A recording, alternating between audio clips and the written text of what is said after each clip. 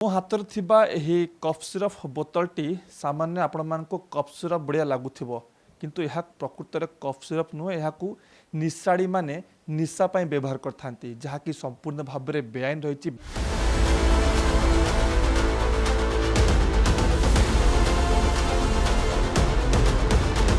Cough syrup नुहे मारात्मक निशा निशारे बाया युवपीढ़ी chair लंबिछि बाहर राज्य को STF और अबकारी विभाग चली ऑपरेशन।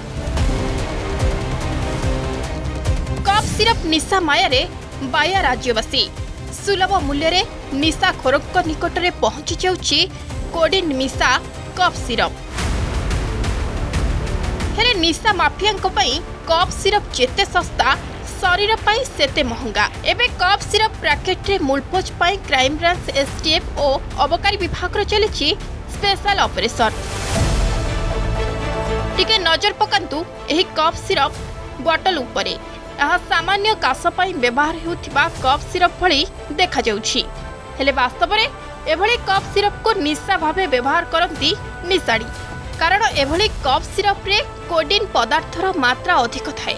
निमोनिया किंबा अन्य कोनोसी थंडा जनित रोग हेले डाक्तरक परामर्श रे एभली पदार्थ थिबा कफ सिरप व्यवहार करा जाय थाए।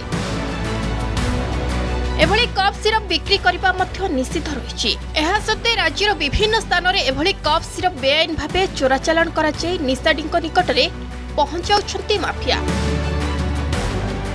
बेसी निशा पाइबा पई से माने कफ सिरप और टैबलेट मिसेकी खाइथांती से तो गोटे विष सांगे सामान ताकू अनेक बेसी परिमाण रे खाइबा गोटे विष सांगे सामान ता द्वारा तांको देह विषाक्त होता है आउ से जो निशार सामयिक प्रभाव सी पाती ताहा मध्य तांकर मस्तिष्क को और शरीर विभिन्न अंग को आक्रांत करता है।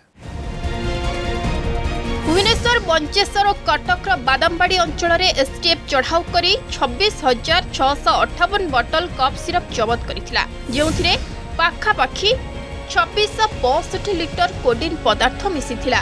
एही मामला रे अंशुमान अभिजित साहू ओरफ राजा को STF गिरफ्त करथिला। तेबे राजा निकटरू नगद 25,41,000 टंका जबत करा जायथिला। अन्यपटे यार किछि दिन पर कटक CDS सेक्टर 11 मधुसूदन सेतु निकटरू बेआईन कफ सिरप जबत करिथिला कटक केन्द्रांचल अबकारी गुइंदा विभाग।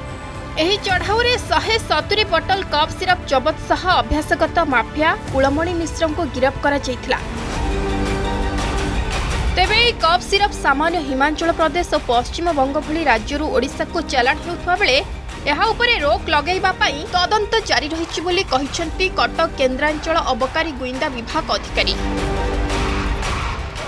गत 4 तारिख रे आमे गोटे कफ सिरप केस हेइतला कोडेन केस जो थरी कि आमे 170 बोतल कफ सिरप जबत करथिलु जार कि कोडेन वैल्यूटा आसुला 34 ग्राम।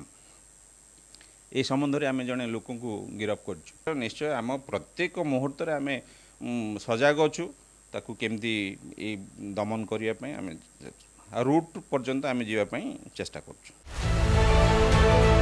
केवल ट्विन सिटी नुहे आगामी समय रे राज्य रे एही बेआईन कफ सिरप नेटवर्क चेन को भांगिबारे केते सफलता मिलुछि ताहा आगामी समय रे जଣା पड़िबो।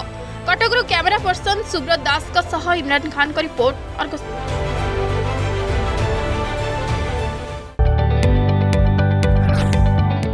जदि आपंक आम भिडी भल लगा तेब आम चैनल को लाइक शेयर और सब्सक्राइब करने को जमा भी भूलु नहीं।